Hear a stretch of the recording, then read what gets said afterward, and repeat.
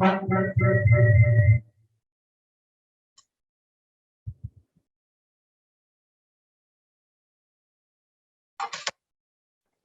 Morning.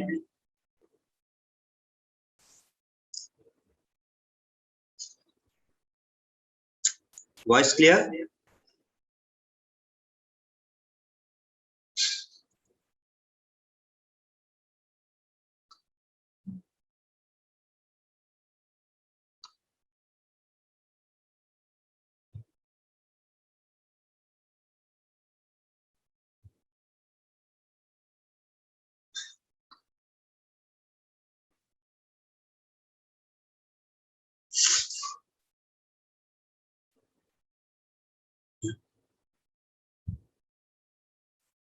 कल हम लोगों ने गांधी जी वाला कुछ पार्ट देखा था, उसको रिवाइज कर लीजिएगा। हम लोग आगे बढ़ते हैं इसमें।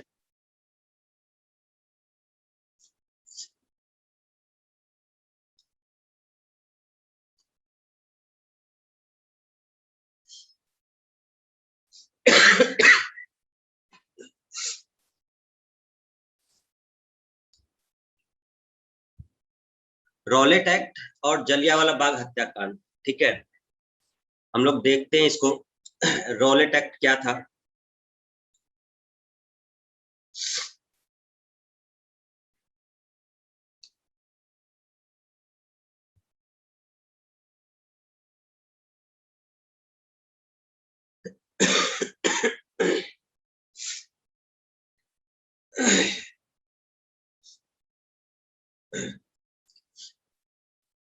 हाँ, गुड मॉर्निंग, गुड मॉर्निंग। देखो, रॉलेट एक्चुअल में एक व्यक्ति था, जिसका पूरा नाम अगर कहें तो सिडनी रॉलेट। अगर आप समझे तो एक न्यायाधीश था जिसको कहा जाता था सिडनी रॉलेट। ये तो न्यायाधीश सिडनी रॉलेट, इसकी वजह से ही वो जो एक्ट कहा जाता है वो रॉलेट एक्ट कहा जाता है, ठीक है। तो ध्यान रखिएगा कि ये रॉलेट नाम पड़ा क्यों। असल में उस व्यक्ति की वजह से ये नाम पड़ा था, ठीक है।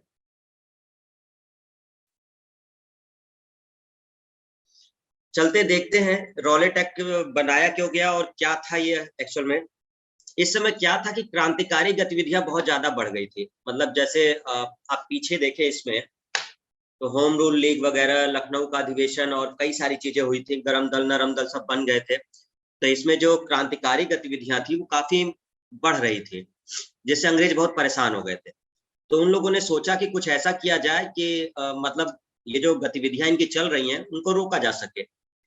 इस वजह से एक न्यायाधीश थे सिडनी रॉलेट, ये नाम के। तो इनके अध्यक्षता में या इनके नेतृत्व में एक कमेटी बनाई गई। उस कमेटी को एक जिम्मेदारी दी गई कि आप कुछ ऐसे सुझाव दीजिए जिससे कि हम ये जो गतिविधियां क्रांतिकारी भारत में शुरू हो गई हैं इनको दबाया जा सके। कुछ ऐसा सुझाव आपको देना है। तो रॉलेट ने, सिडनी रॉलेट जो अध्यक्ष बना था उस कमेटी का, तो उसने मतलब वो चीजें का काम करना उस पर शुरू कर दिया। बात कब की है? 1917 में। तो 1917 में ये कमेटी, सरकार ने ये कमेटी बना दी थी। 1917 में न्यायाधीश सिडनी रॉलेट की अध्यक्षता में समिति बनाई।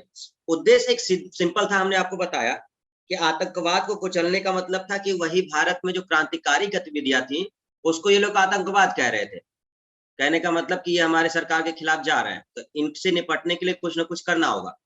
तो सिडनी रॉलेट ने बहुत सारे सुझाव बनाए और 1919, ये वो डेट है या वो साल है। देखो, 17 में ये कमेटी बन गई थी, लेकिन 1919 में इसने अपने सारे सुझाव सरकार को सौंप दिए कि क्या क्या करना चाहिए। और उस सुझावों को देखते हुए सरकार ने एक विधेयक पारित कर दिया संसद में। और वो जो विधेयक पारित किया था उसी को रॉलेट एक्ट कहा गया। रॉलेट एक्ट क्यों कहा गया? क्योंकि ये न्यायाधीश सिडनी रॉलेट थे, उन्हीं के उसमें कहा गया। तो भारत वाले इसको काला कानून कहते थे कि जो रॉलेट एक्ट बना है ये काला कानून है, ये हमारे साथ में नहीं। जैसे आज आप ही किसान का आंदोलन चलता है तो 3 काले कानून कहे जाते हैं किसी को, जैसे संसद में विधेयक पारित करके किया गया। तो ऐसे उस समय भी किया गया, ठीक है। तो उस समय जब वो पारित हो गया तो वो तो एकदम खिलाफ था। मतलब इतना गड़बड़ था ये रॉलेट एक्ट कि आप समझिए कि इसमें प्रावधान क्या था। ये वाला जो पॉइंट है इसको पढ़ेंगे आप समझ जाएंगे कि रॉलेट एक्ट में एक्चुअल में था क्या। अंग्रेजी सरकार जिसको चाहे जब तक चाहे मुकदमा चलाए बिना जेल में बंद रख सकती थी। आपके कोई अधिकार नहीं रह गए। अगर ये रॉलेट एक्ट पारित होता है, ये विधेयक लागू होता है, तो इसका मतलब कि अगर संदेह है सरकार को, ब्रिटिश सरकार को संदेह है कि आप क्रांतिकारी गतिविधियों में सम्मिलित हैं, तो आपको बंद किया जा सकता है जेल में। आपको न वकील मिलेगा, आपसे पूछा ही नहीं जाएगा, ना आपको कारण बताया जाएगा कि आपको क्यों बंद किया जा रहा है। मतलब आपकी जो पर्सनल स्वतंत्रता है, पर्सनल व्यक्तिगत स्वतंत्रता, ये समझ लीजिए खत्म हो गई। आपका यहाँ कोई रोल नहीं है। तो रॉलेट एक्ट यही था कि रॉलेट एक्ट का मतलब था कि अंग्रेजी सरकार जिसको चाहे जब तक चाहे मुकदमा चलाए बिना जेल में बंद रख सकती थी। तो यही सब सुझाव थे कि भाई क्रांतिकारी लोग को कैसे रोका जाए। तो उनको ये सीधा था, भाई तुमको जिस पर संदेह लगे ये व्यक्ति सरकार के खिलाफ है, जेल में बंद कर दो। ये रॉलेट एक्ट का प्रावधान था। ठीक है, मार्च 1919 में लागू हुआ। आपको ध्यान रखना है कि रॉलेट एक्ट मार्च 1919 में लागू हुआ।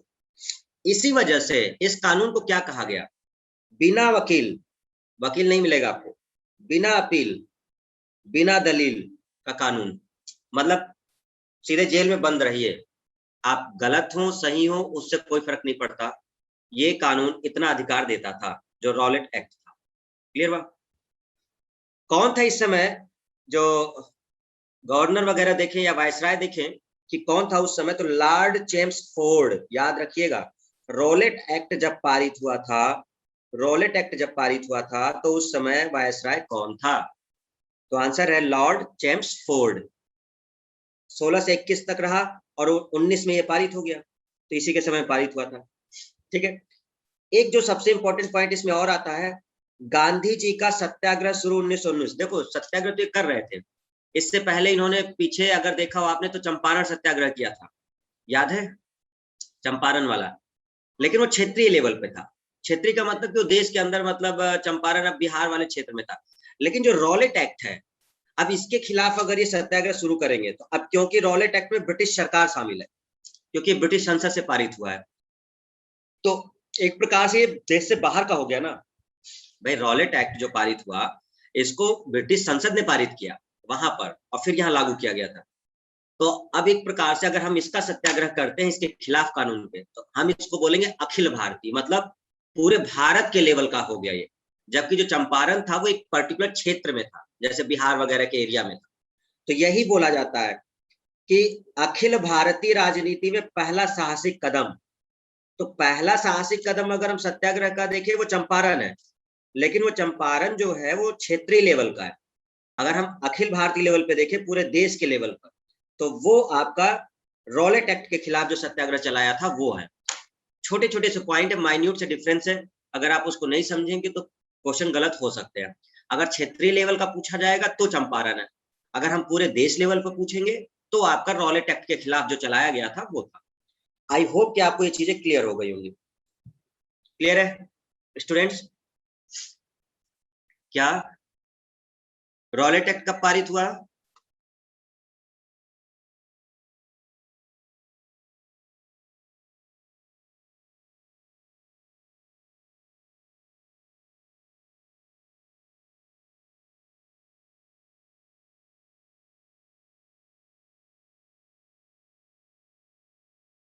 उन्नीस सौ उन्नीस। ठीक, कौन था वायसराय इस समय?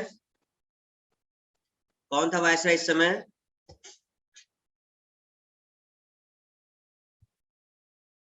चेम्सफोर्ड। ठीक, प्रावधान क्या था? बहुत सिंपल सा था। प्रावधान ये था कि आप पर बिना बताए बिना कुछ किए आपको जेल में बंद किया जा सकता है। ठीक है, यानी आपकी व्यक्तिगत स्वतंत्रता खत्म और आपको कुछ रीजन देने की जरूरत नहीं है, कुछ बताने की जरूरत नहीं है आप। ठीक है, ये था। तो ये अधिकार देता था कि आपको जब तक चाहे बिना मुकदमा चलाए जेल में बंद रखा जा सकता था। तो गांधी जी लोग इसको काला कानून कहते थे कि रॉलेट एक्ट जो है वो हमारे खिलाफ है। और इसके खिलाफ भी इन्होंने सत्याग्रह शुरू किया था। एक चंपारण के समय किया और फिर उसके बाद ये आपका ये किया। ये अखिल भारतीय लेवल पे था। ठीक है, बिना वकील, बिना अपील, बिना दलील। आपको ना कोई वकील मिलेगा, ना आप कोई अपील कर सकते हैं, ना कोई दलील। ये ध्यान रखना है। चलिए, रॉलेट सत्याग्रह जब शुरू हुआ इसके खिलाफ, तो उस समय कुछ चीजें चल रही थी। होम रूल लीग, खिलाफत सत्याग्रह सभा। ये क्वेश्चन बनता है कि गांधी जी ने किन 3 मंचों का उपयोग किया था, मतलब कि अपने इस रॉलेट एक्ट के खिलाफ चीजों को चलाने के लिए। तो जैसे ही उन्होंने ये सत्याग्रह का शुरुआत किया ना, तो होम रूल लीग जो पीछे चल रहा था एनी बेसेंट और बाल गंगाधर तिलक जी का, तो उसके लोग भी शामिल हो गए इसमें। तो उन लोगों को भी अपने सामने ये, सर क्या यही कानून देशद्रोह कानून है? नहीं, देशद्रोह कानून नहीं कहेंगे। ये अंग्रेजों की नजर में है। अंग्रेजों की नजर में मतलब कि जो क्रांतिकारी हैं वो देशद्रोही हैं। अंग्रेज कह रहे हैं कि जो क्रांतिकारी हैं वो देशद्रोही हैं, क्योंकि वो अपने ही देश के खिलाफ कर रहे हैं। मतलब हम सरकार हैं और सरकार के खिलाफ हो जा रहे हैं, मतलब वो देशद्रोही है। तो ये अंग्रेज कह रहे हैं, ठीक है ना। तो ये होम रूल लीग, खिलाफत और सत्याग्रह, इन सब का प्रयोग किया गया और इनके लोगों को अपने साथ जोड़ा गया। खैर, खिलाफत तो अभी बाद में आएगा, बट जब भी खिलाफत आएगा तो उस समय रॉलेट एक्ट की चीजों को उठाया जाएगा, ठीक है। ये सब चल रहा था, गांधी जी ने सत्याग्रह शुरू कर दिया, सब कुछ ठीक था। बट इसी समय क्या हुआ, पंजाब के 2 पॉपुलर नेता थे और उनको गिरफ्तार कर लिया गया। ये जब ये रॉलेट एक्ट के खिलाफ चीजें चल रही थी, तो पंजाब के 2 नेता थे, एक थे डॉक्टर सैफुद्दीन किचलू और एक थे डॉक्टर सत्यपाल। तो सैफुद्दीन किचलू और सत्यपाल, इन दोनों को गिरफ्तारी हो गई। इनको उधर पंजाब से गिरफ्तार कर लिया गया। ये एक इनका गलत कदम टाइप का था अंग्रेजों का, जो इन्होंने इनको गिरफ्तार कर लिया। और ये बात चल रही है 9 अप्रैल 1919 की, ठीक है। रॉलेट एक्ट इसके पहले हो गया था, ये मार्च में हो गया था। आप देख रहे हो, मार्च के मंथ में ये हो गया था। और जो गिरफ्तारी हुई है उसके कुछ समय बाद 9 अप्रैल को इनकी गिरफ्तारी हो गई, ठीक है।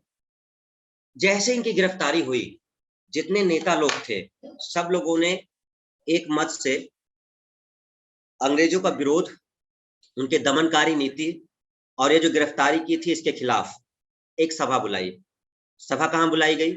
जलियांवाला बाग का मैदान, अमृतसर में। 13 अप्रैल 1919 वो सभा अमृतसर मैदान में, जलियांवाले बाग में, अमृतसर में जलियांवाला बाग है, वहां पर बुलाया गया 13 अप्रैल 1919 को। वो इसीलिए बुलाया गया था क्योंकि ये जो 2 पंजाब के नेता थे, डॉक्टर सैफुद्दीन किचलू और सत्यपाल, एक तो इनको गिरफ्तार किया गया था, दूसरा इनका विरोध करना था इस चीज का, गिरफ्तारी का। एक तो रॉलेट एक्ट से परेशान थे सब लोग, और जो दमनकारी नीति थी, बार बार जो अत्याचार कर रहे थे अंग्रेज, इन सब के वजह से इन लोगों ने एक बड़ी सभा बुलाई जलियांवाला बाग मैदान में। बात चल रही है 13 अप्रैल 1919 की। जलियांवाला बाग में सब लोग इकट्ठा हुए, ठीक। और उस समय भाषण वगैरह शुरू हुआ था, बट उसी समय एक जनरल है, रेगिनाल्ड एडवर्ड हैरी डायर, जिसको हम लोग जनरली डायर के नाम से जानते हैं, जनरल डायर, शॉर्ट में हम लोग उसको जनरल डायर कहते हैं। तो ये जो डायर था, इसने वहां पर गोली चलाने का आदेश दे दिया, ठीक है। नेता लोग जब भाषण दे रहे थे तो इसने वहां पर गोली चलाने का आदेश दे दिया, ठीक है, डायर ने। बहुत लोग मारे गए, कहा जाता है केवल 1000 लोग, बट ये संख्या बहुत ज्यादा थी। ये एक केवल बताया जाता है, ठीक है, 1000 है, बट ये संख्या इससे कहीं ज्यादा होगी, ठीक है। ये तो कुछ आंकड़े होते हैं जो दिखाए जाते हैं। इस नरसंहार के बाद जैसे ही ये खबर फैली, और ये बहुत बड़ी चीज हो गई थी, कितने लोगों को एक साथ मार दिया गया था, और अंधाधुंध, क्योंकि निहत्थे थे सब, और गोली चला दी गई थी जलियांवाला बाग में। रविन्द्रनाथ टैगोर को एक उपाधि दी थी इन लोगों ने, अंग्रेजों ने, ब्रिटिश सरकार ने उनको एक उपाधि दे रखी थी, नाइट की उपाधि, या इसको कहते हैं नाइट हुड की उपाधि। तो नाइट हुड की उपाधि जो रविन्द्रनाथ टैगोर ने दे दी थी, तो वो रविन्द्रनाथ टैगोर ने इस नाइट हुड की उपाधि अंग्रेजों को वापस लौटा दी।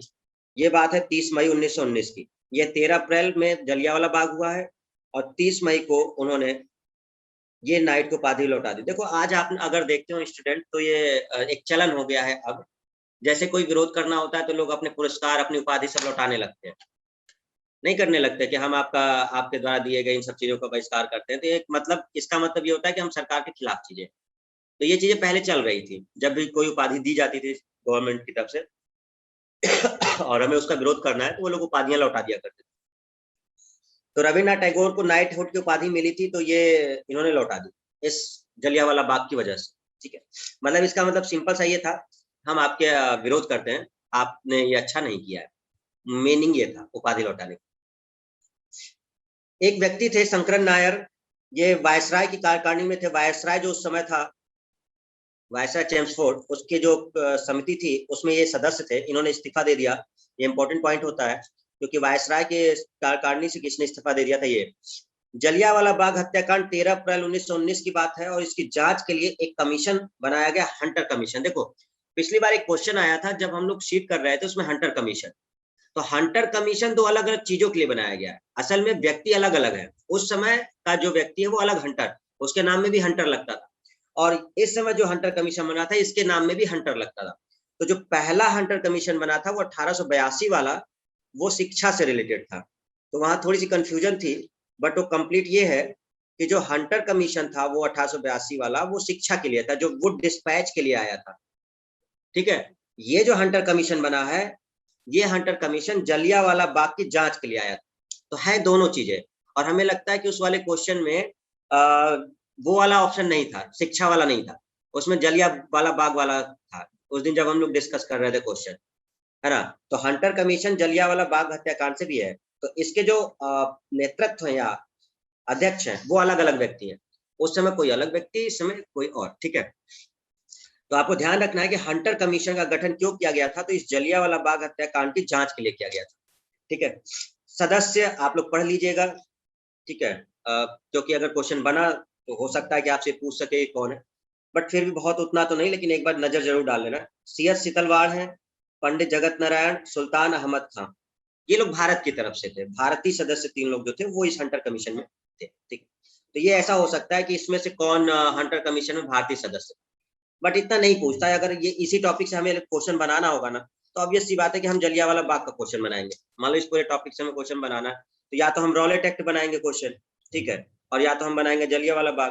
भाई हमें एक ही क्वेश्चन बनाना होता है, तो अब हम कुछ ऐसा देखेंगे ना जो बहुत इंपॉर्टेंट हो। तो ये चीजें हो गई। 1920 में हंटर कमीशन ने रिपोर्ट प्रस्तुत कर दी, हंटर कमीशन का गठन हुआ, और इसने अगले साल 1920 में हंटर कमीशन ने रिपोर्ट प्रस्तुत। क्या कहता है हंटर कमीशन? कहता है कि इसमें जनरल डायर की कोई गलती नहीं, साफ साफ इन्होंने मना कर दिया। ये कहते हैं कि गोली चलाना न्यायपूर्ण था, ये समय की मांग थी, उस समय की जो सिचुएशन थी उसके अकॉर्डिंग गोली चलाना जरूरी था। केवल डायर द्वारा निर्णय लेने की भूल बताया। इस कमीशन ने कहा कि एक भूल हो गई है डायर से, बस उसको करना नहीं चाहिए ऐसा था, मतलब उसने जानबूझ के नहीं किया। दूसरा, सरकार के पक्ष में उसने ये काम किया। ये लोग कह रहे हैं कि अगर ऐसा नहीं करते तो उपद्रव जो होता है वो एक क्रांति का रूप ले लेगा। मतलब जब ये लोग जलियांवाला बाग में इकट्ठा हुए हैं, तो अभी तो ये भाषण दे रहे हैं जैसा कि है, और हो सकता है कि अगर हम इसको न दबाएं तो आगे चल करके ये बड़ी क्रांति बन जाएगा। जैसे होता नहीं है, कोई आंदोलन अगर शुरू होता है, शुरुआत में तो अहिंसा के रूप में होता है, बहुत शांति से मार्च होता है, लेकिन जैसे वो लंबा आंदोलन होने लगता है उसमें कुछ हिंसाएं चालू हो जाती है, आज की डेट में जो करे। तो यही चीज अंग्रेज कह रहे थे, और इस वजह से जो कमीशन बनी थी उस कमीशन ने इसको गलत नहीं माना, उन्होंने कहा कि सरकार के पक्ष में ही इसने एक काम किया जनरल डायर ने। हाँ, इतना हुआ कि उसको नौकरी से निकाल दिया गया जनरल डायर को, बट फिर भी बहुत सम्मान किया गया उस जनरल डायर का। देखिए उसके अखबार क्या लिखते हैं, जो ब्रिटिश अखबार है वो लिखते हैं ब्रिटिश साम्राज्य का रक्षक है ये, जनरल डायर को वो लोग रक्षक बता रहे हैं। ब्रिटानी लॉर्ड सभा जो वहां थी उसने कहा ब्रिटिश साम्राज्य का शेर है ये, मतलब इसको। और सरकार जो थी ब्रिटिश सरकार, उसने डायर को एक उपाधि तक दे दी, मान की तलवार, मतलब इसने सम्मान के लिए सारी चीजें की हैं, और इसने ब्रिटिश साम्राज्य का आ, सुरक्षा किया है। इस तरह से जो हंटर कमीशन बनी थी, हंटर कमीशन को लेकर डाउट है शुभम, क्या डाउट है भाई? कहाँ है शुभम? कहाँ है शुभम? क्या डाउट है भाई?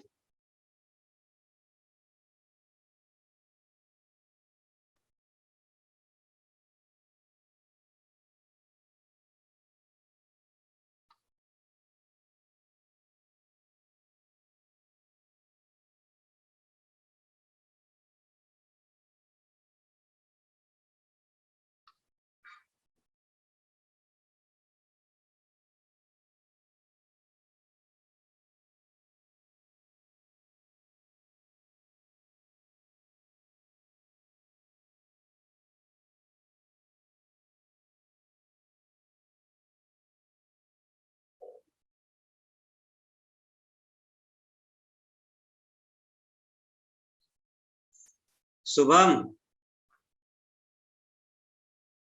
ऑडियो ऑन है, बोलो। सर एक शिक्षा पर एक, हेलो। हाँ बोलो। सर एक शिक्षा पर आधारित है, एक कमेटी और कमीशन को लेकर सर कंफ्यूजन हो रहा है। तो शिक्षा पे जो आधारित था वो बताया तो कि 1882 में जब वुड डिस्पैच आया था, उसके पहले जब विश्वविद्यालय वगैरह स्थापना की बात हुई थी, तो उस समय जो कमीशन बना था वो भी हंटर कमीशन ही था, नाम उसका हंटर कमीशन ही था, समय अलग अलग है। सर वो वो 1882 का है, तो जो 1882 में हंटर कमीशन बना वो एक्चुअल में शिक्षा से रिलेटेड था, वो डिस्पैच को दूर करने के। सर ये जो लुटेरेंट बना है कमीशन, ये जलियांवाले बाग से, नाम दोनों का हंटर कमीशन ही है। सर तो हंटर कमेटी क्या होगा? अरे लुसेंट कमेटी, कमेटी ही तो वही चीज है, हंटर कमेटी या कमीशन। कमेटी एक कहा जाता है जैसे 5-6 लोगों को मिला के बना दिया जाता है, तो एक कमेटी बन गई है। कमीशन मतलब एक आयोग होता है, आयोग में कौन होते हैं, पर्सन ही होते हैं, व्यक्ति ही होते हैं उसमें, ठीक है।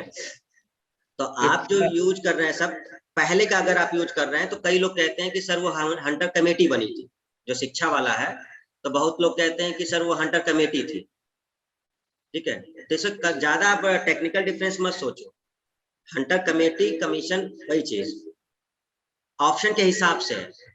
अगर उसमें ऑप्शन अगर शिक्षा वाला दिया होता तो फिर आपको थोड़ा थोड़ा डाउट होता, उसमें शिक्षा का कुछ था ही नहीं, बट एक्चुअल सब्जेक्ट शब्द समझे तो हंटर कमेटी बोला गया था जो शिक्षा वाले में।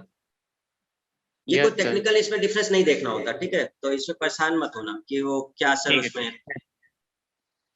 ठीक है सर। हंटर कमीशन को लेकर डाउट है सर के शिक्षा पर के जलियांवाला हत्या पर, दोनों है, व्यक्ति अलग अलग है। एक्चुअल में होता क्या है देखो, कमीशन का नाम किसके नाम पे पड़ता है, जैसे हमने रॉलेट बोला, रॉलेट एक्ट आया, यस तो रॉलेट का मतलब क्या था, रॉलेट एक न्यायाधीश का नाम था, और न्यायाधीश का नाम है तो इसका मतलब उसी के नाम पे रखा गया। तो जो हंटर कमीशन बनाया था वो एक व्यक्ति है जिसके नाम के आगे हंटर लगता था, वो एक पर्सन था, और वो उसका नेतृत्व था या अध्यक्ष था, इस वजह से उसको हंटर कमीशन कहा गया। तो उस समय जो था 1882 वाला, उसके नाम में भी हंटर आता था, और जो अभी जलियांवाले में बनाया गया था ये भी हंटर ही नाम आता था, इसीलिए उस कमीशन के नाम दोनों मैच कर गए, हंटर कमीशन, ठीक है। सर, ठीक विकल्प है, में दिया होगा। क्या हुआ। हेलो, अगर सर विकल्प में दिया होगा जैसे शिक्षा पर और जलियांवाला बाग हत्याकांड पे, तो किस पे लगाएंगे हम लोग?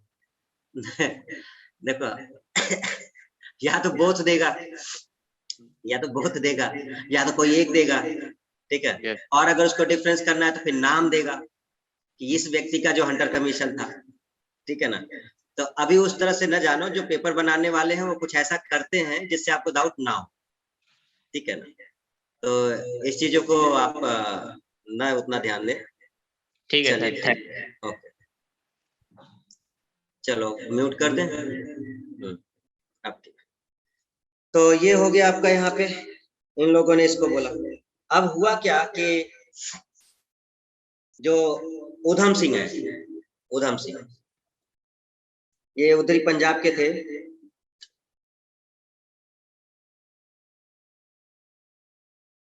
तो उधम सिंह ने बदला लेने का सोचा उस समय डायर से। ये उस समय लेफ्टिनेंट था जब ये गोली चली थी जलियांवाला बाग में, माइकल ओ डायर नाम था। तो उधम सिंह ने डायर को, माइकल ओ डायर की हत्या कर दी, जिसको बोला जाता था, और ये हत्या हुई लंदन में। कहाँ हत्या हुई, लंदन, लंदन गए थे उधम सिंह उसको मारने। ये बात चल रही है 13 मार्च 1940 की। अब देखिए जरा, बहुत बाद में हुआ है सब, मतलब ये जो जलियांवाला बाग हत्याकांड हुआ था 13 अप्रैल 1919 में, मतलब बहुत ज्यादा समय लगा। कब लगा, 1940, लेकिन इंतजार किया इन्होंने कि हम सजा तो देंगे। तो डायर की हत्या कर दी गई लंदन में 13 मार्च 1940, जिसकी वजह से उधम सिंह को वहां पकड़ लिया गया और इनको मृत्युदंड दे दिया गया, उधम सिंह को वहां पर। तो ये क्वेश्चन बनता है कि किसने डायर से बदला लिया था या किसने डायर को मार दिया था। तो आपको ध्यान रखना है कि डायर को मारने वाला जो व्यक्ति था वो आपका उधम सिंह थे, इसलिए इनका नाम काफी इंपॉर्टेंट है।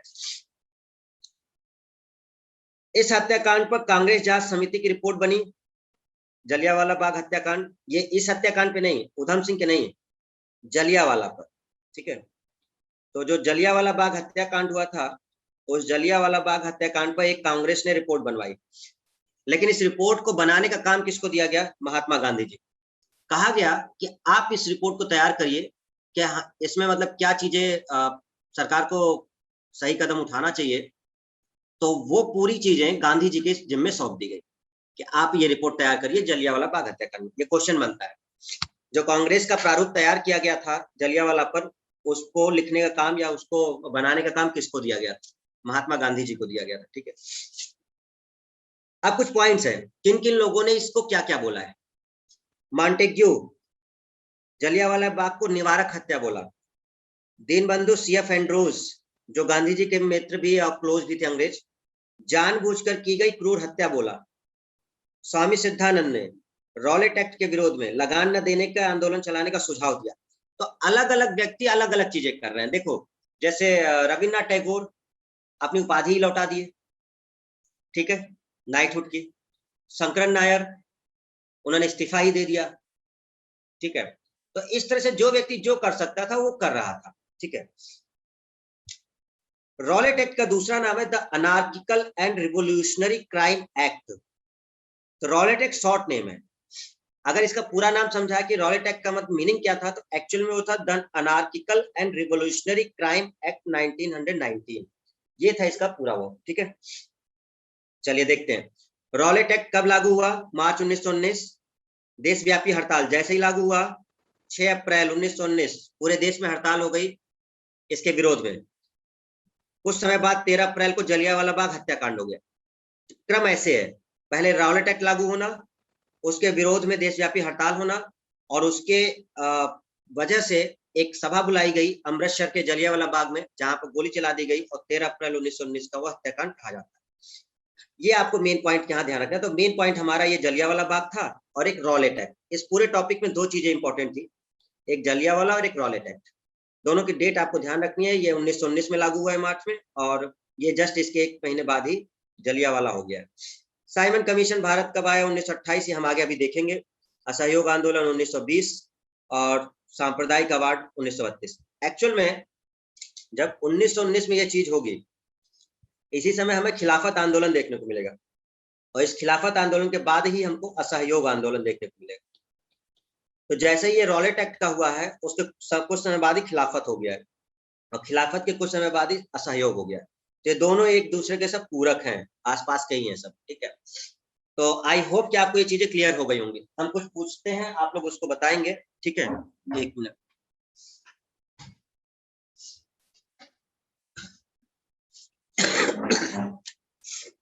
तो रॉलेट एक्ट की जो बात हो रही थी, उसके बारे में कुछ चीजें आप देखेंगे, ठीक है।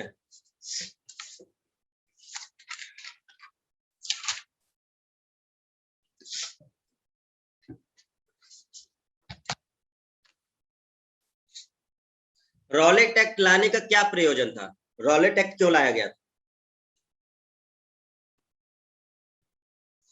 रॉलेट एक्ट क्यों लाया गया था? देखो बहुत सिंपल है, ध्यान रखिएगा। राष्ट्रीय एवं क्रांतिकारी गतिविधियों पर रोक लगाना, सीधा है। रॉलेट एक्ट क्यों लाया गया था? जिससे जो क्रांतिकारी गतिविधियां उसको क्या किया जा सके, खत्म किया जा सके, ओके। रॉलेट एक्ट भारत में कब लागू किया गया? सन 1919, ओके। रॉलेट एक्ट का लक्ष्य क्या था? क्या इसका मतलब लक्ष्य था, किस वजह से इसको बनाया गया? एक तो क्रांतिकारियों को पकड़ने के लिए, दूसरा बिना मुकदमा चलाए, बिना दलील, बिना अपील, बिना वकील, ये जेल में बंद कर दो, ठीक।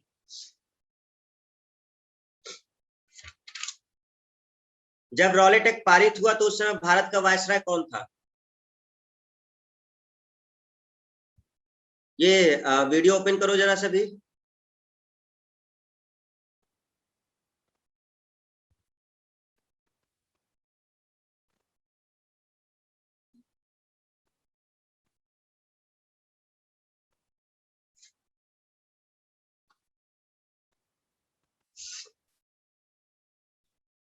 चेम्सफोर्ड था, ठीक।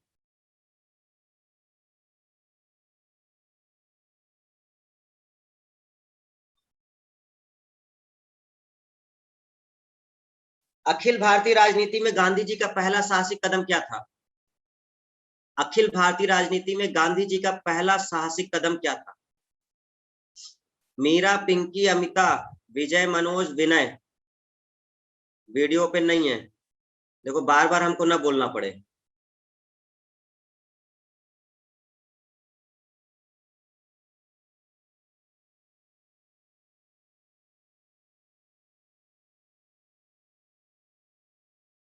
रॉलेट एक्ट, सत्याग्रह आंदोलन। सत्याग्रह आंदोलन कौन सा? रॉलेट एक्ट के उसमें, जब रॉलेट एक्ट के विरोध में जो सत्याग्रह चलाया था वो था उनका अखिल भारतीय। तो आप उसको पूरा नाम कहेंगे रॉलेट सत्याग्रह, ठीक है, उसको कहेंगे आप रॉलेट सत्याग्रह। ये अखिल भारतीय था। क्षेत्रीय लेवल पे कौन था? तो वो था आपका चंपारण। मीरा, श्यामधर, मनोज, हिमांशु सर। हिमांशु सर, ठीक। ये गायब हैं, इनको गायब रहने दो, ठीक है। शालिनी और पुष्पा, ठीक है भैया, सामने आए तुम लोग, चलो 2 मिनट रहना अभी सामने।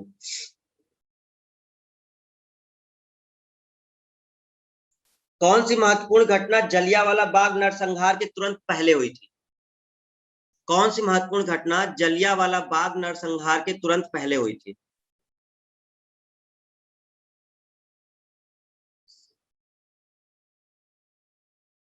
रॉलेट एक्ट हुआ था, बिल्कुल सही। रॉलेट एक्ट बोलेंगे उसे।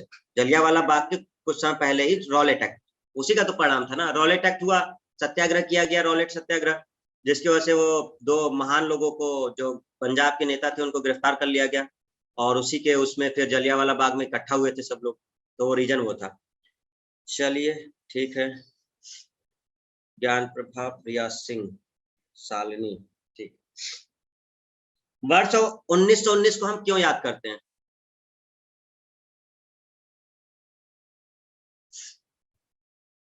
इरफान, पीयूष, नवीन, राफिया, आशा, वरुण, सुमित, निधि, मीनू। हमने क्वेश्चन पूछा, उसका आंसर देना। 1919 को हम क्यों याद करते हैं? रमाकांत, अदिति, ज्ञान प्रभा, विजय, श्वेता, श्वेता यादव, श्वेता चौहान, पुष्पा, मनोज, अंकुल। 4 लोग गायब हैं भाई, ठीक है। मनोज, चलो ठीक है, देख लिए भाई, सही है, बढ़िया लग रहे हो तुम लोग। ओके। जलियांवाला बाग हत्याकांड के कारण, वेरी गुड, ठीक है। जलियांवाला बाग हत्याकांड के विरोध में किसने अपनी नाइटहुड की उपाधि त्याग दी थी? किसने त्याग दी थी? रविन्द्रनाथ टैगोर ने, ठीक है, आर एन टैगोर ने। कौन ऐसा व्यक्ति था जिसने वायसराय के कार्यकारिणी परिषद से इस्तीफा दे दिया था जलियांवाला बाग हत्याकांड में?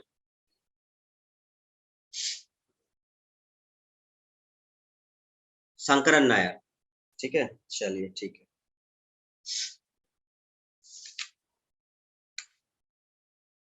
क्लियर हुआ इतना? तो ये चीजें आपको जहां तक क्लियर हो गई होंगी, तो आई होप कि रॉलेट एक्ट का आपको पॉइंट्स क्लियर हो गए। उधम सिंह का आप याद रखेंगे, इन्होंने लंदन जाकर के हत्या की थी, ध्यान रखना है आपको। आगे बढ़ते हैं, आते हैं खिलाफत आंदोलन में। चलिए देखते हैं खिलाफत आंदोलन क्या था। तो आपने देखा कि जो रॉलेट एक्ट जो चल रहा है और जलियांवाला बाग हत्याकांड जो चल रहा है, मार्च 1919 में रॉलेट एक्ट पारित हुआ है, मार्च में, और अप्रैल में 13 अप्रैल में जलियांवाला बाग हत्याकांड हो गया है। 1919 ही चल रहा है। खिलाफत आंदोलन की बात जब आती है, सितंबर 1919, मतलब जलियांवाला बाग हत्याकांड हो चुका है, क्योंकि वो अप्रैल में हुआ था। तो अप्रैल के बाद मई, जून, जुलाई, अगस्त, सितंबर। सितंबर 1919 में उसी साल एक कमेटी बनाई गई, खिलाफत कमेटी, और खिलाफत आंदोलन प्रारंभ करने के लिए ये कमेटी बनाई गई थी। इसको बनाने का श्रेय किसको था? अली बंधुओं को, जिनको शौकत अली, मोहम्मद अली। चीजें हम समझा देते हैं। प्रथम विश्व युद्ध चल रहा था 1914 से, आपने देखा था कि 1918 और 1919 के आसपास तक वो खत्म हो गया। तो प्रथम विश्व युद्ध जब चल रहा था तो जो टर्की देश है, तुर्की जो था वो मित्र देशों के खिलाफ था। मित्र देश का मतलब कौन? जिसमें ये फ्रांस, इंग्लैंड, ये लोग एक तरफ थे और तुर्की इनके खिलाफ खड़ा था। तुर्की में खलीफा बैठा करता था, खलीफा बैठा था।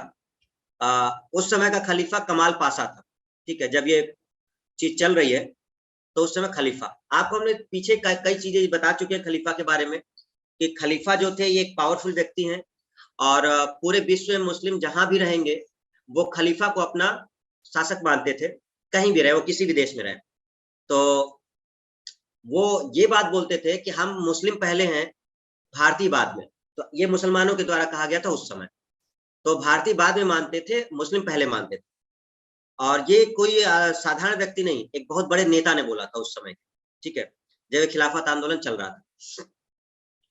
तो तुर्की में क्या, उस समय जब प्रथम विश्व युद्ध चल रहा था तो उस प्रथम विश्व युद्ध में तुर्की इन देशों के खिलाफ लड़ रहा था जो मित्र राष्ट्र थे। जब अंग्रेज लोग जीत गए, जब मित्र देशों की विजय हो गई फर्स्ट वर्ल्ड वॉर में, देखो एक तरफ वो लोग थे, दूसरी तरफ कौन था? ये तुर्की था, ऑस्ट्रिया था, जर्मनी थे, ये लोग एक तरफ थे। तो तुर्की इधर का साथ दे रहा था, जर्मनी इस साइड का। उधर जो थे वो आपके फ्रांस थे और वो दूसरे ब्रिटेन वगैरह थे। उनकी जीत हो गई। जैसे जीत हुई, अंग्रेजों ने तुर्की का विभाजन कर दिया। टर्की का विभाजन का मतलब था इसके कई सारे क्षेत्रों को बांट लिया गया। कुछ क्षेत्रों को अंग्रेजों ने रख लिया, कुछ को फ्रांस को दे दिया गया, कुछ किसी और देश को। जितने मित्र थे उन लोगों ने कई सारे क्षेत्रों को आपस में बांट लिया टर्की के। इसको कहते हैं टर्की का विभाजन हो गया। जब टर्की का विभाजन हो गया तो इतना ही नहीं, उन्होंने एक काम और किया। जो कमाल पाशा था उसको गद्दी से हटा दिया, जो खलीफा था उसको खलीफा के उसके पद से हटा दिया और खलीफा का पद ही खत्म कर दिया। अंग्रेजों ने कहा कि अब आज से कोई खलीफा नहीं रहेगा।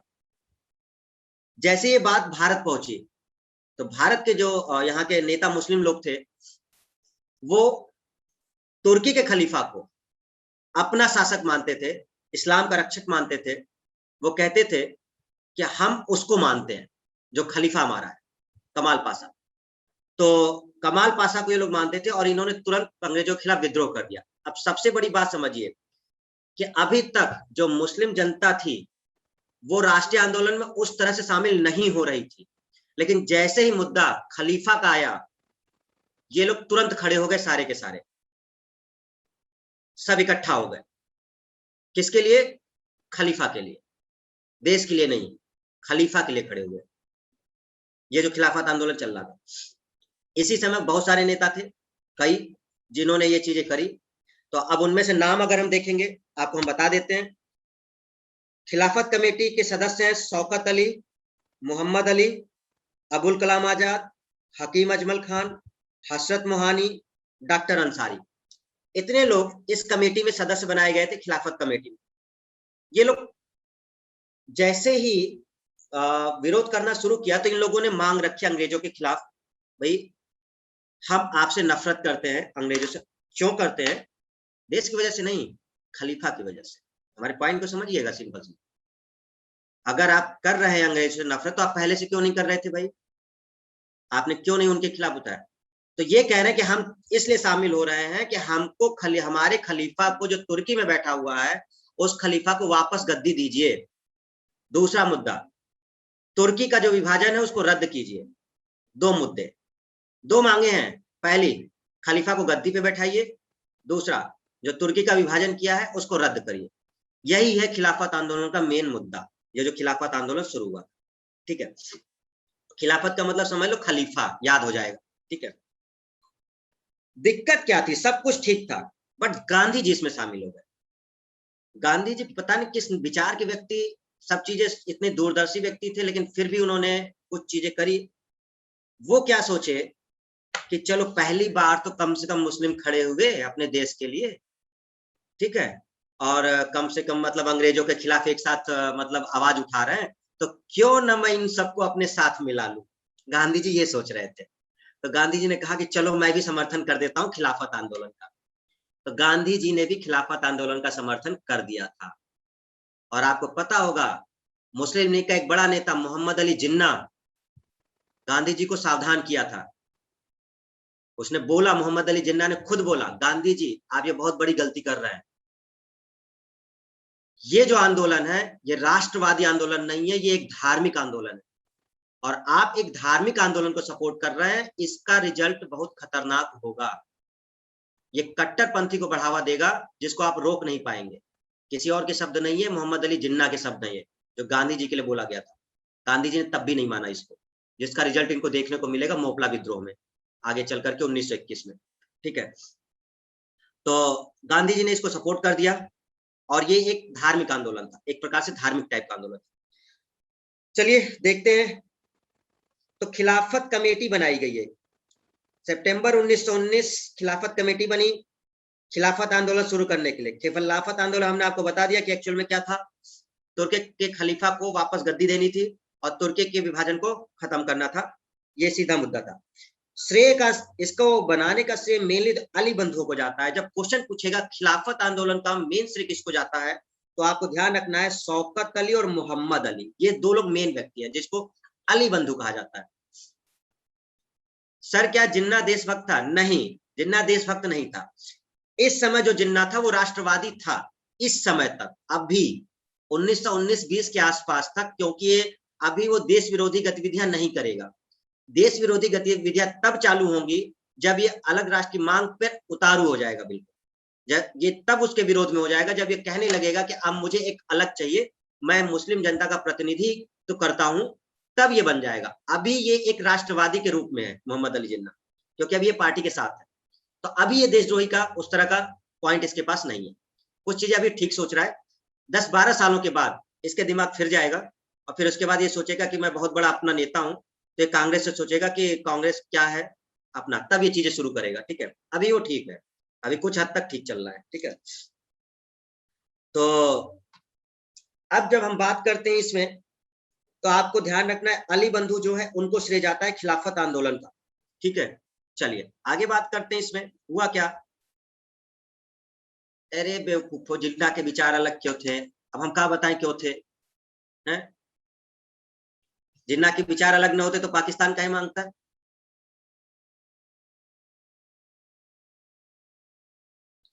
अगर विचार मिलते ही जुलते तो पाकिस्तान क्यों मांगता? और इतने ही विचार अच्छे होते तो डायरेक्ट एक्शन डे क्यों होता? ठीक है। सत्ता, सत्ता समझते हो? सत्ता, राजनीति। भारत में पावरफुल कौन था? पंडित जवाहरलाल नेहरू, पूरा खानदान। मोतीलाल नेहरू बहुत बड़े बैरिस्टर, खानदानी रईस। गांधी जी का सपोर्ट नेहरू परिवार को। मोहम्मद अली जिन्ना, वो भी बैरिस्टर, किसी चीज में कम नहीं था जवाहरलाल नेहरू से। अगर वो भारत में रहेंगे, प्रधानमंत्री तो जवाहरलाल नेहरू को बनना है, उनको तो कोई नॉर्मल पद दे दिया जाएगा। इधर ये हो गया। उधर अब्दुल्ला साहब का परिवार, भैया 3 चीजें एक साथ चल रही थी, आपको पता नहीं है। नेहरू जी, जिन्ना जी, अब्दुल्ला का परिवार, तीनों को सत्ता चाहिए। 1/, पाकिस्तान जिन्ना को मिल गया, 1 रहा भारत, नेहरू को मिल गया। अब बात आई अब्दुल्ला की, अब क्या होगा? तो नेहरू जी ने कहा रुको रुको, तुम्हारी व्यवस्था करते हैं, तुमको भी देते हैं, तुम काहे घबरा रहे हो? बना रहे ना हम एक तो कश्मीर, स्पेशल दर्जा दे देंगे। एक तो कश्मीर बना रहे ना, स्पेशल दर्जा दे देंगे, तुम भी प्रधानमंत्री बन जाना वहां की, ठीक है। अभी तो तुमको पूरी राजनीति की कहानियां नहीं मालूम, ये सब किया धरा इन्हीं का है, जो हमारे नेहरू जी हैं। इनको लाख नेताओं ने समझाया कि नेहरू जी मत करिए मत करिए मत करिए, नहीं हम स्पेशल दर्जा देंगे कश्मीर को। और जैसे ही स्पेशल दर्जा दिया, संविधान अलग हो गया, अब्दुल्ला साहब प्रधानमंत्री बना दिए। तीनों मेन लोग 3 जगहों के नेता बन गए, और तीनों अच्छे लोग, दोस्त लोग हैं, एकदम क्लोज बिल्कुल। भारत नेहरू जी ने ले लिया, पाकिस्तान जिन्ना जी ने ले लिया, इनके परम जो सहयोगी कहिए कुछ भी कहिए अब्दुल्ला परिवार, कश्मीर देकर के प्रधानमंत्री बनवा दिया। तो अभी पूरी कहानी आपको पता नहीं है, आपको खाली उतना पता है जितना टीवी में आप देखते हैं, ठीक है। तो ये चीजें वो हैं जो आपका है, जो पूरी हिस्ट्री है। चलिए हम उसमें पढ़ नहीं रहे क्योंकि हम भटक जाएंगे, हम अगर उस मुद्दे में गए तो फिर हमारा मुद्दा थोड़ा चेंज हो जाएगा, हम कहीं और निकल जाएंगे। वापस आते हैं, आपको हम एग्जाम निकलवाते हैं, ठीक है। फिर हाँ, हमको एग्जाम तक ही रहने दो। चलिए आगे बढ़ते हैं इसमें। तो हुआ क्या कि जो खिलाफत कमेटी बनी और खिलाफत आंदोलन की बात हुई, तो उस समय अली बंधु जो थे, शौकत अली और मोहम्मद अली, इन दो लोगों को श्रेय जाता है। चलिए आगे पढ़ते हैं कि क्या हुआ। तो भारत के मुसलमान जो थे वो तुर्की के सुल्तान को इस्लामी साम्राज्य का खलीफा मानते थे।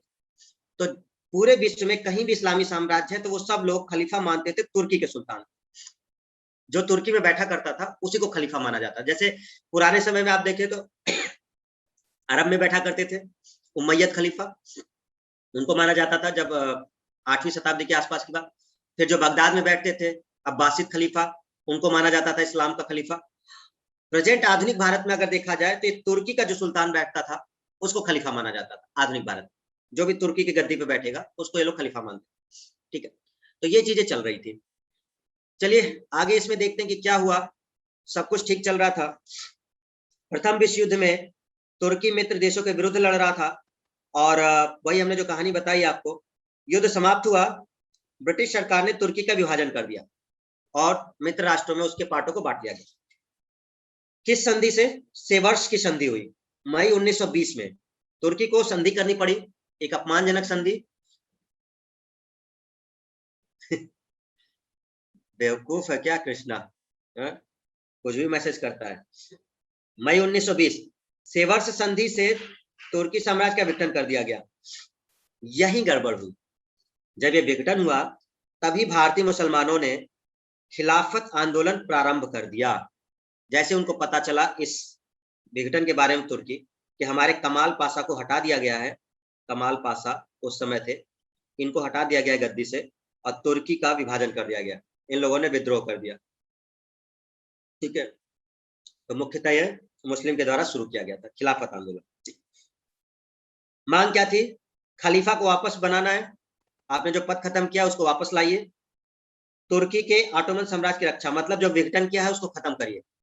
ऑटोमन साम्राज्य बहुत पहले हमने आपको बताया था, 15वीं शताब्दी में, याद होगा, वास्को डिगामा से आने से पहले जब ऑटोमन साम्राज्य ने अटैक किया था तो यहाँ के लोग भाग करके तुर्की उधर इटली साइड पहुंच गए थे। तो इटली से एक पुनर्जागरण काल शुरू हुआ था जहां से लोग विश्व में अलग अलग जगहों पर गए थे। तो ऑटोमन साम्राज्य वही था जो उधर के पूरे क्षेत्र में था। तो दो मांगे थी, आपको याद रखना है। खिलाफत आंदोलन का मेन मुद्दा क्या था? पहला, खलीफा को बनाना है। दूसरा, जो आपने तुर्की का विभाजन किया उसको खत्म करना है, रद्द करना है, यानी आप उसको वापस लाइए। 23 नवंबर 1919 वो दिन जब इस सम्मेलन के अध्यक्ष गांधी जी को बना दिया गया और गांधी जी स्वीकार कर लिए। खिलाफत आंदोलन का अध्यक्ष गांधी जी को बना दिया गया और गांधी जी इसमें शामिल हो गए। उन्होंने कहा बिल्कुल मैं इसका अध्यक्ष बनना स्वीकार करता हूँ, ठीक है। तो गांधी जी इसका अध्यक्ष बन गए। चलिए ध्यान रखिएगा, ठीक है। आगे बढ़ते हैं। इस आंदोलन के दौरान हकीम अजमल खां, एक व्यक्ति जिन्होंने अपनी एक पदवी त्याग दी, हाजिक उल मुल्क, ठीक है, पढ़ लीजिएगा कि किसने पदवी त्यागी थी, आपके पेपर के लिए ये। खिलाफत कमेटी कब बनी थी? 1919 सितंबर में, यह पहले ही बता चुके हैं, जिसके ये लोग सदस्य थे। अच्छा, दिवस, खिलाफत दिवस कब शुरू किया गया? 17 अक्टूबर 1919। भैया याद कर लेना, तुम्हारे एग्जाम के लिए जरूरी है कि खिलाफत दिवस कब मनाया गया था। तो 17 अक्टूबर में, सितंबर में वो कमेटी बनी थी और अक्टूबर में वो दिवस मनाया गया था। क्लियर हुआ सबको? इसमें कोई डाउट नहीं? चलिए, गांधी जी को मोहम्मद अली जिन्ना ने सावधान किया था मुस्लिम धार्मिक नेताओं और उनके अनुयायियों के कट्टरपंथ को प्रोत्साहित ना करें। जिन्ना ने स्वयं कहा आप ये जो कर रहे हैं इसका परिणाम बहुत खतरनाक होगा, क्योंकि ये राष्ट्रवादी आंदोलन नहीं है, ये एक धार्मिक आंदोलन है और इससे कट्टरपंथ को बढ़ावा मिलेगा। और उन्होंने कहा था खिलाफत आंदोलन को समर्थन ना दें। गांधी जी से साफ साफ कहा था कि आप इस आंदोलन को समर्थन ना दें। गांधी जी ने समर्थन दिया, ठीक है। मांगे न मानने पर 20 जून 1920 को इलाहाबाद में बैठक हुई, असहयोग आंदोलन का निर्णय लिया गया। ये जो 2 मांगे रखी गई थी, पहला, तुर्की के सुल्तान को वापस बैठाइए गद्दी पर, दूसरा, तुर्की के विभाजन को रद्द करिए। इसके लिए अल्टीमेटम दिया गया कुछ समय का कि आप इसको जितनी जल्दी कर सकते हैं मांगे मानिए, नहीं तो हम आंदोलन शुरू कर देंगे। इन्होंने कुछ दिनों तक इंतजार किया, जब नहीं हुआ तो 1 अगस्त 1920, वो डेट मतलब अगले साल, भाई सितंबर में वो कमेटी बनी थी, बैठक हुई इलाहाबाद में कुछ समय में 20 जून समथिंग, असहयोग आंदोलन शुरू। आपको ध्यान रखना है ये डेट, क्योंकि असहयोग आंदोलन अभी आगे पढ़ेंगे। असहयोग आंदोलन कब शुरू हुआ था? 1 अगस्त 1920 को शुरू हुआ था, ठीक है। तो गांधी जी ने असहयोग आंदोलन स्टार्ट कर दिया, इस खिलाफत को जोड़ दिया असहयोग से, ठीक है। याद रखिएगा, खिलाफत आंदोलन कोई राष्ट्रवादी आंदोलन नहीं था, ये राष्ट्रवादी आंदोलन नहीं था, ये कोई राष्ट्रवादी स्वतंत्रता के लिए आंदोलन नहीं किया गया था। जबकि जो आपका असहयोग आंदोलन था, ये राष्ट्रवादी आंदोलन था। तो आप एक धार्मिक आंदोलन को राष्ट्रवादी आंदोलन से जोड़ रहे हैं। जिन्ना इसी के लिए समझा रहा था, आप 2 चीजों को मिक्स कर रहे हैं। हमारा जो असहयोग आंदोलन है वो एक राष्ट्रवादी आंदोलन है, आप जो खिलाफत आंदोलन को इसमें शामिल कर रहे हैं वो एक धार्मिक आंदोलन है। तो 2 चीजों को एक साथ मत करिए, नहीं तो इसके परिणाम गलत हो जाएंगे। तो ये चीजें वो जिन्ना समझा रहे हैं, ठीक है। चलिए, 4 अप्रैल 1919 स्वामी विवेकानंद हिंदू मुस्लिम एकता पर भाषण दिया, दिल्ली की जामा मस्जिद से, ये ऑब्जेक्टिव बनता है। मदन मोहन मालवीय, ये क्वेश्चन पूछा जाता है, उस समय के एक बड़े नेता जिन्होंने खिलाफत आंदोलन का समर्थन नहीं किया। मदन मोहन मालवीय ये खिलाफत आंदोलन के खिलाफ थे, वो साफ साफ कहते थे कि आपको इसका समर्थन नहीं करना चाहिए, ठीक है। और क्वेश्चन जो पूछता है कि कौन से 2 ऐसे हैं जिनको जुड़वा आंदोलन कहा जाता है, तो खिलाफत आंदोलन और सहयोग आंदोलन। क्यों? क्योंकि खिलाफत आंदोलन को जोड़ दिया गया था किससे? असहयोग से, क्योंकि गांधी जी ने दोनों को एक साथ मिक्स कर दिया।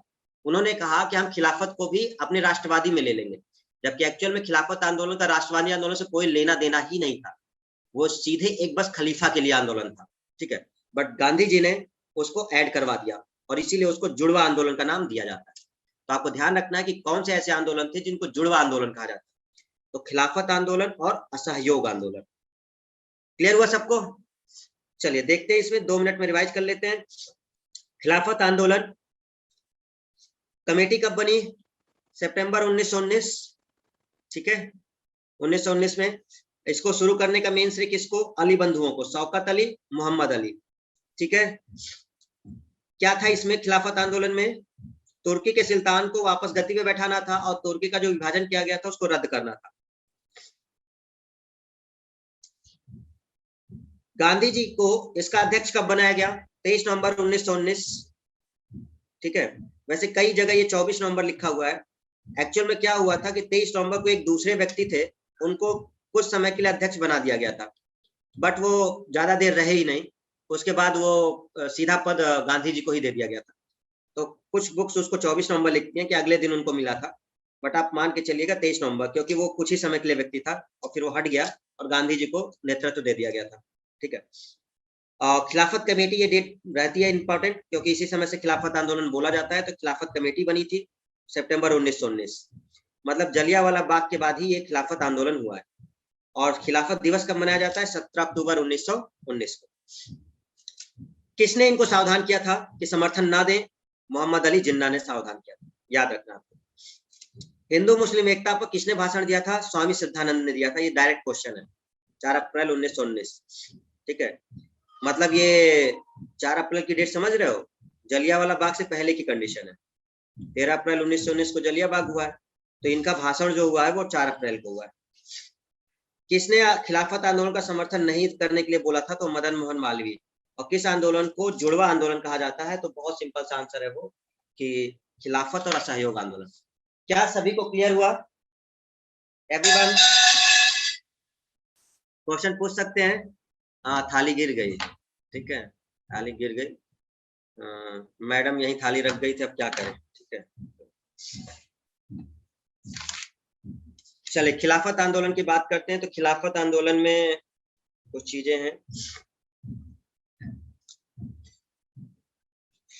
क्वेश्चन पूछेंगे, तुरंत बताइएगा। खिलाफत आंदोलन का प्रारंभ किसने किया था? हम ऑप्शन दे रहे हैं, साथ ध्यान से सुनिएगा। शौकत अली, मोहम्मद अली, शरीयतुल्लाह, अबुल कलाम आजाद। देखो शरीयतुल्लाह तो नहीं है, ठीक है, दो मेन बोले जाएंगे, है अबुल कलाम आजाद भी उसमें शामिल, लेकिन अब इसमें ऑप्शन रहता है 1 2 1 3 4 1 2 3, तो मेन दो व्यक्ति हैं अली बंधु, तो एक शौकत अली, एक मोहम्मद अली, इन दोनों का नाम हमेशा याद रखना है, ठीक है। खिलाफत आंदोलन के प्रमुख नेता कौन? शौकत अली, मोहम्मद अली, ठीक, बोलते जाना है, जो आपके मुंह है ना होंठ वो हिलने चाहिए, हाँ थोड़ा ऊपर नीचे होते रहे सब, हाँ। 1919 में अखिल भारतीय खिलाफत सम्मेलन, अखिल भारतीय जो खिलाफत कमेटी बनी थी 23 नवंबर 1919, अखिल भारतीय जो कमेटी बनी थी उसका अध्यक्ष किसको नियुक्त किया गया? 23 नवंबर 1919, ये है ना, ये रही डेट, गांधी जी। अरे तेज हो तुम लोग, पहले ही आंसर दे दिए। सर हम लोग नकल नहीं करते हैं, वेरी गुड, ठीक, बहुत तेज हो तुम लोग, हाँ नकल नहीं करते हो हमको मालूम है, हाँ।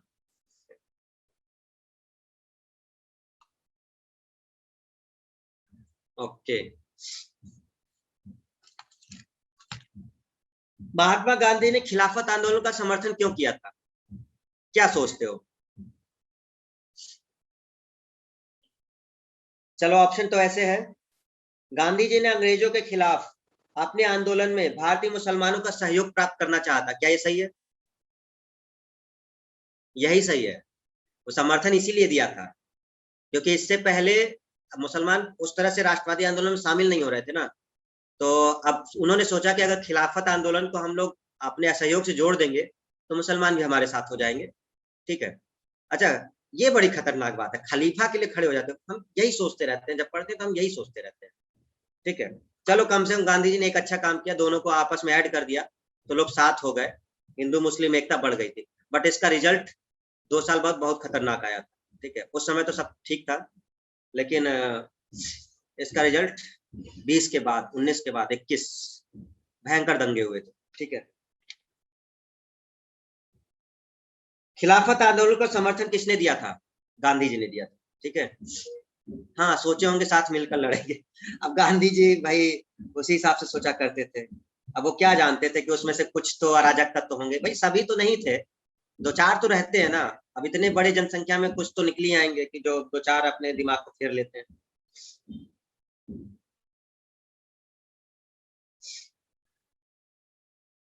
किसने महात्मा गांधी की खिलाफत आंदोलन में भागीदारी की बहुत ज्यादा भर्त्सना की थी, मतलब उनको कहा था कि आप मत करिए, किसने कहा था ऐसा? जिन्ना ने, वेरी गुड।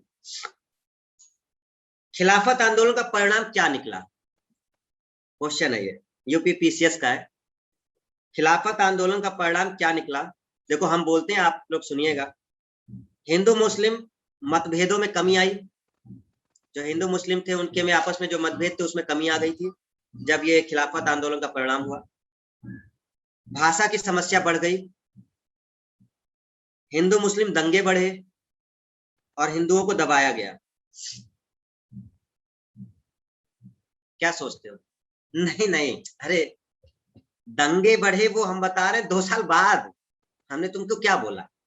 खिलाफत आंदोलन हमने बोला ना कि दंगे तुरंत नहीं हुए हैं, बहुत समय बाद हुए हैं, ये जस्ट खिलाफत आंदोलन का परिणाम पूछ रहा है, मतलब जस्ट उसी समय की बात हो रही है जब खिलाफत आंदोलन हुआ है। तो खिलाफत आंदोलन जब हुआ है तो उस समय एकता बढ़ी थी, हिंदू मुस्लिम साथ साथ आ गए थे, सब लोग एक साथ मिल के काम करने लगे थे, लेकिन ये कुछ समय बाद चीजें गड़बड़ हो गई, उन्हीं में से कुछ नेता निकल के आ गए, जैसे कुकुर मुत्ता नहीं होता है, वो कहीं भी उग जाता है, तो अब सब कुछ ठीक चल रहा था लेकिन उसमें से कुछ लोगों की महत्वाकांक्षाएं बढ़ गई, वो सोचने लगे यार हम कुछ भी कर सकते हैं। दिक्कत उनके साथ ये थी, जब खिलाफत आंदोलन को समर्थन मिल गया था गांधी जी का, तो उसमें से जो कुछ नेता थे ना वो ये सोचने लगे कि हम कुछ भी कर सकते हैं, यहां गड़बड़ हो गई थी और उन लोग के विचार बदलने लगे थे, तब उनको उसका रिजल्ट 1-2 साल बाद क्या आया, तब वो गड़बड़ हुई थी, ठीक है।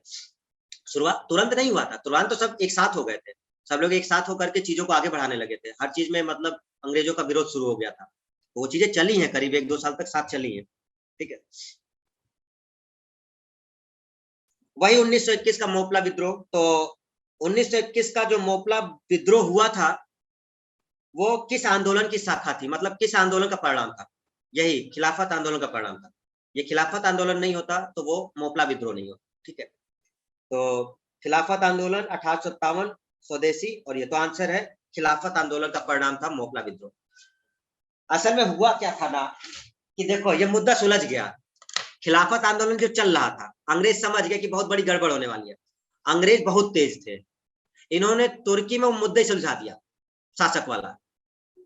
वहां का जो खलीफा था एक दूसरे व्यक्ति को खलीफा बना दिया। वहां कमाल पाशा को तो नहीं बनाया, एक दूसरे व्यक्ति को जो उनकी तरफ से था, जो उनको मान सकता था, उसको उन्होंने पदवी दे दी खलीफा की, और कह दिया लो तुम खलीफा चाहते थे, हमने खलीफा बना दिया। बट आदमी उनका, जो काम करेगा उनके लिए, ये हुआ। और जो जो चीजें थी उन सब चीजों को थोड़ा थोड़ा मान लिया गया अंग्रेजों का। तो टर्की में खलीफा के विरुद्ध जो विद्रोह चल रहा था मुद्दे को लेकर, वो सब खत्म हो गया। बट भारत, इनने कहा ये तो गड़बड़ हो गई यार, हम तो इसी के लिए सब चल रहे थे और लो मुद्दा ही खत्म हो गया, अब क्या करें? तो भारत में यही तो होता है भाई, मुद्दे को कैसे आगे बढ़ाया जाए, ये तो आज भी चल रहा है, तो कुछ न कुछ तो ढूंढा जाएगा, और यही ढूंढा गया। और जब खलीफा का पॉइंट खत्म हो गया तो धार्मिक संप्रदाय सौहार्द बिगड़ गया। इन लोगों ने उसको अपने पावरफुल की चीजों में ले ली और ये दंगों में बदल गया, ये सांप्रदायिक दंगों में बदल गया। जो खलीफा के लिए चल रहा था वो अब हिंदू मुस्लिम के विरुद्ध हो गया। लोग अब एक दूसरे के खिलाफ हो गए, क्योंकि वो मुद्दा खत्म हुआ, ये मुद्दा चालू हो गया। तो वही परिणाम निकला फिर खिलाफत के बाद असहयोग, असहयोग के बाद फिर मोपला। तो ये तीन चीजों एक साथ चल रही हैं, ठीक है, एक के बाद एक। ठीक है सर, क्या हम कह सकते हैं कि केवल 2% लोग ही अराजकता बढ़ाते हैं? हम भैया कुछ नहीं कह सकते। ठीक, तुम्हारे पास दिमाग है, तुम्हारे पास जितना दिमाग है तुम उसका प्रयोग करो और तुम सोचो 1%, 2%, 3%। मेरे पास मेरा दिमाग है, हम अंदाजा लगा लेंगे कितने परसेंट। ठीक है, तुम अपना लगाओ। क्लियर हुआ? या भाई ये कौन सा क्वेश्चन है कि हम सोच सकते हैं 2% मतलब है? चलो आगे बढ़ते हैं। दो चीजें हम लोगों ने देख ली student, Rowlatt act, Jallianwala Bagh, और तीसरा हमने देखा खिलाफत आंदोलन। रॉलेट एक्ट मार्च में आया 1919, जलियांवाला बाग अप्रैल में हुआ है 13 अप्रैल 1919, और खिलाफत का जो पॉइंट शुरू हुआ वो सितंबर 1919। तीनों एक साल हो रहे हैं, एक ही साल तीनों चीजें चल रही हैं, मंथ अलग अलग है, चीजें अलग अलग है, बट कहीं ना कहीं एक दूसरे से जुड़ी हुई हैं। रॉलेट एक्ट का परिणाम ही जलियांवाला बाग हत्याकांड है, लेकिन जो खिलाफत है उनका इन दोनों से कोई लेना देना नहीं है, इसका एक अलग मुद्दा है। लेकिन जो असहयोग आंदोलन होगा जो 1920 में, 1 अगस्त 1920 अगले साल जो होगा असहयोग आंदोलन, वो किसकी वजह से होगा? खिलाफत की वजह से होगा। खिलाफत आंदोलन की वजह से ही असहयोग आंदोलन शुरू होगा, और दोनों को एक साथ ऐड कर दिया जाएगा, जिसको जुड़वा आंदोलन का नाम दिया जाएगा। तो नेक्स्ट हम लोग आपका पढ़ेंगे असहयोग आंदोलन, वेरी इंपॉर्टेंट, लेकिन वो आज हम नहीं पढ़ेंगे। ठीक है, तो नोट्स हमने शेयर कर दिया है, आपको थोड़ा बहुत अगर पहले से पढ़ना है तो आप एक बार उस पर नजर डाल सकते हैं कि असहयोग आंदोलन किस तरह से था।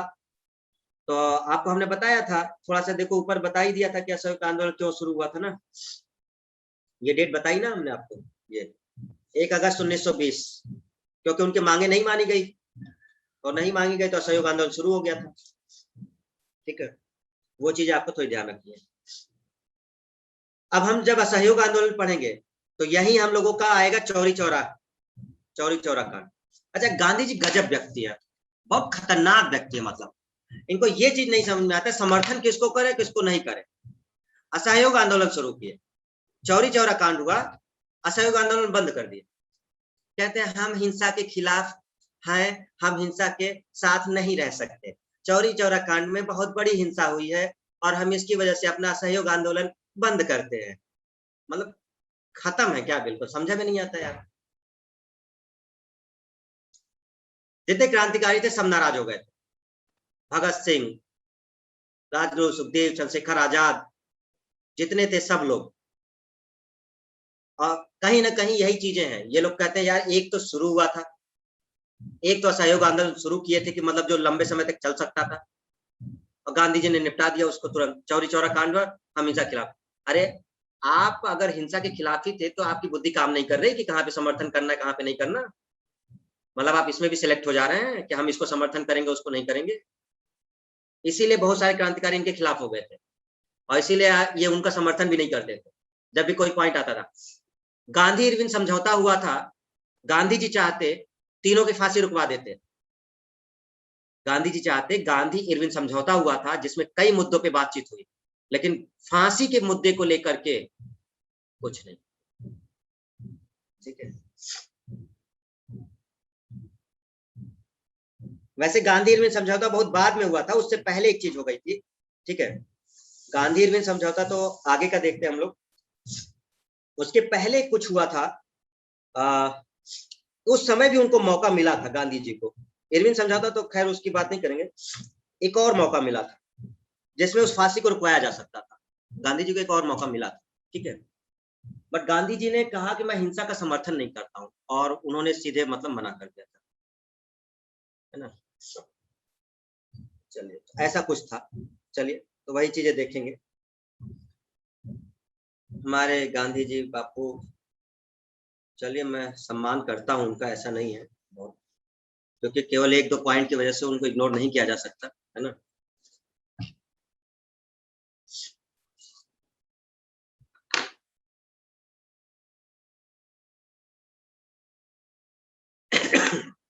चलिए ठीक है, बस आज खत्म करते हैं, कल मिलते हैं। थैंक यू एवरीवन, है ना।